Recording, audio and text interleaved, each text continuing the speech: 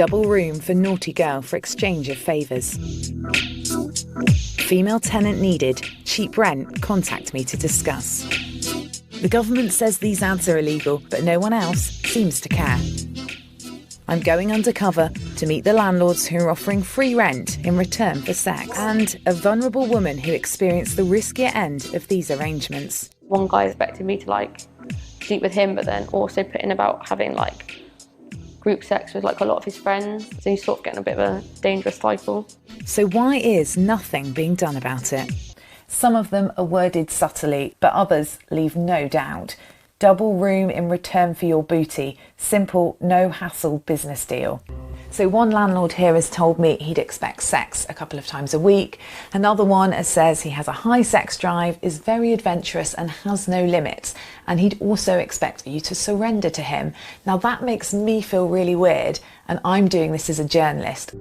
From his advert, I already know Tom is in his 60s and has a one-bed flat on the outskirts of Bristol. He's already sent me more than 50 emails, including a photo, keen to arrange a meeting. I already know part of the deal is sharing his bed, but I want to find out what else he's going to expect. When you say, have a play, have a bit of fun, what is it you mean sort of specifically? I'm getting embarrassed.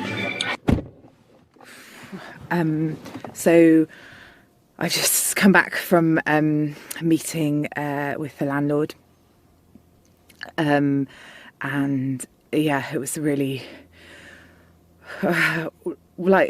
and even talking about the idea of doing it made me feel so uncomfortable. The solicitor with expertise in this area doesn't think it's an open and shut case. I'm not sure it is inciting prostitution. I think it's a grey area. They come forward and say, well, actually, I had to have sex with him. I didn't really have an option because he threatened me with eviction if I didn't sleep with him. What would your advice be? Or if you have to sort of grovel a bit and apologise to family or friends, just do it. It's not worth all the added stress. You are extremely strict about age restrictions. You have young daughters, or you have had young daughters. I have young daughters. Yeah, and so if someone were to approach you... They do, often. Yeah, and what do you say? No. And you refer them on to social services? I try to put them to the social services. There's a lot of 15, 16-year-olds, 17-year-olds contact me on a regular basis. Yeah. I'm seeking an arrangement. I'm very forward, I'm very honest. I don't tell lies. I've been married, I have a family, but I find that modern-day relationships do not work. And if they do, they only work for a short period of time, and it's a lie. So what is it you want? What are you looking for in your advert? What do you say? I'm looking for fun. I have a very privileged life. I'm very privileged. I've worked very hard, and I still do work very hard. And I'm looking for... I've had 3 long-term arrangements. Tenants? Yeah, arrangements. They're not tenants. They don't... I mean, if it's a tenant, you're paying rent. They live rent-free. We have a set arrangement. And it takes a while to get that, 2 or 3 weeks. I want to spend some time with somebody, 3, 4, 5 days. You are very open right from the word go. You say what it is that you want. You offer them rent-free. It is a friends with benefits kind of thing. And you also offer a fully stocked fridge. Well, more than a fully stocked fridge. I offer them a life. I mean, I've had 3 long-term partners that have all got now their own businesses. One's got their own family. They're still in touch with me. And do they have their own... They all talk to me. I'm not a pervert or something. No. Do they have... You are. I don't want to be married. I travel an awful lot. Do they have their own... I have a fantastic life, and I want to share it. Do they have their own room? I mean, would they... No, they couldn't do it. It's an arrangement. You sort the arrangements out between yourselves. So you decide that? Well, you've got a spare room, but you say you would rather... I have spare house, or more. So you'd rather that they shared your bed. Yeah, of course. So why women are going into this is because that they can't afford to get on the housing ladder, or they need a room over their head, or they've had argument. There might be somebody that's had an argument with their family and they suddenly need to move out.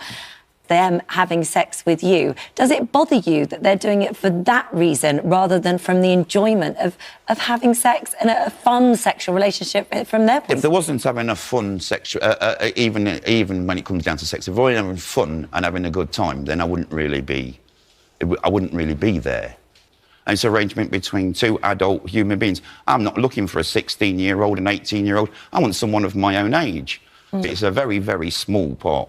I mean, you're talking, it's a fraction of what I'm offering. I'm offering a life more than anything. I'm offering an opportunity to improve your life. If it was the other way round and somebody gave me the same opportunity, I'd grasp it with both hands. An investigative journalist. I'm going undercover to expose the landlords who offer shelter in exchange for sexual acts. It is happening everywhere. I'm taking the human aspect out of it and I'm treating it like a business transaction. He said that the room's become available because it's his daughter's and she went to uni in September. Sex for rent is wrong, it's cruel, it's immoral, and also it preys on the most vulnerable in society. Websites such as Craigslist are being used by corrupt individuals to advertise for free accommodation in return for sex.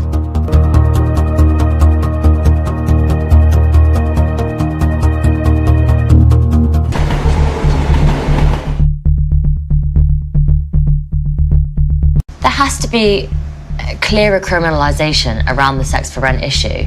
At the moment, yes, there are laws, but they're really confusing and the victims don't understand them and the landlords don't even know that they exist. So until it's made clear that this is illegal, this is why, and this is how much time you could do for it, nothing else is going to be done.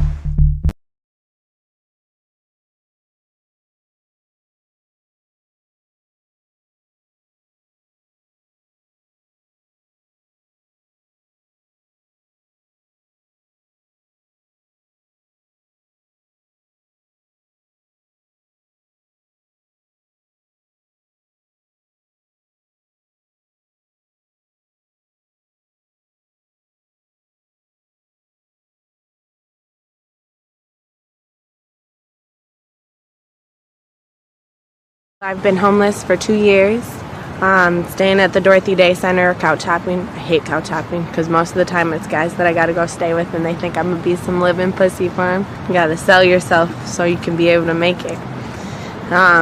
Don't even know who my baby dad is. Yesterday, I thought I was having a miscarriage. I went to the emergency room, told me that my baby's okay for right now, but it could be a possibility that I miscarried. I've been here for 2 years. I came down here when I was 18 years old. They told me, like last year in February, that I was gonna be in a place. And I filled out the application. I went and saw the place. I went and paid the application fee and I was denied. Like they told me I was getting a house and then nope, I don't get no house. You stress and you have problems, and like as much as you want to be able to talk to people, you don't know who's your friends and who's just going to use stuff against you.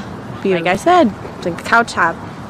They'd say, oh, you can come stay with me, just help out with some bills, and then it's like, bitch, take off your clothes, or if you don't, you have to leave. And then December, it's not so much fun to have to leave in the middle of the night when it's cold out.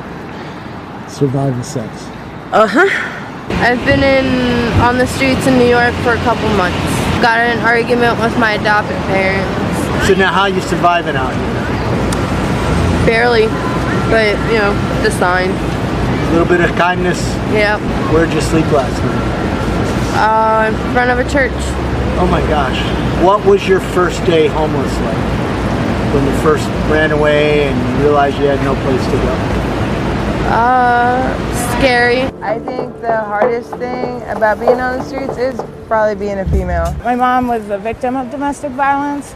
You shouldn't have to decide between a pad and having lunch. Tampons and pads are so expensive here. Napkin from a restaurant. I do toilet paper and plastic bags, socks. I used to be in a shelter, but I haven't been in one in a while because I don't drink and I don't do drugs anymore. And that's where most of the kind of crowd is, in a shelter.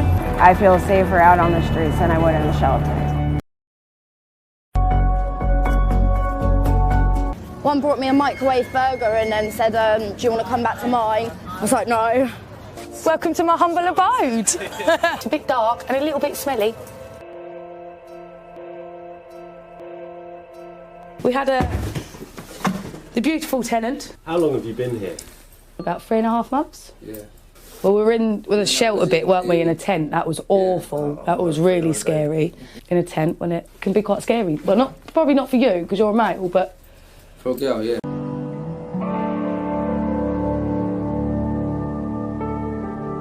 So why were you evicted? Because of the arrears. We lived here for 13 years. We worked here for 7. I've been on the street only about 6 months now. Feels like forever though. A lot of us come from the care system as well. I guarantee you every single homeless person been in care at one point. I went into care when I was 6. They came and actually took me from school, social services. I didn't even get to say goodbye to my mum. For sleeping, I've realised it's what's about underneath you, not above you. Like, it's so cold, worked a couple of times, like, you haven't wanted to get out your sleeping bag, so you, like, literally wet yourself, like, thinking it would, like, help, like, do you know what I mean? I think she prides herself on looking after herself, being quite independent, you know, strong. A couple of weeks ago, I got beaten up by 2 guys here. Like, give me a black eye, a fat lip, like, a bit of a bad tooth. Then one of them was like, you're lucky you're a girl. I'm thinking, what would you have done if I was a guy? I left home when I was 16. My mum kicked me out because I got an apprenticeship. And since then, I've been trying to sort myself out accommodation. I left the night shelter on the Saturday before last Saturday because I just had enough. Got really pissed off with the place, got pissed off with Eastbourne. It's my auntie's funeral tomorrow. I'm nervous to see my niece and nephew. My auntie was a big part of our family. She quite literally is in a better place now because life wasn't that good for her. She was on the streets and stuff, so. My mum likes it with our hair down because, like, being girls and stuff. My sister's got really long hair. I had a shower and sorted it because obviously we're in a room now, so I don't look homeless anymore.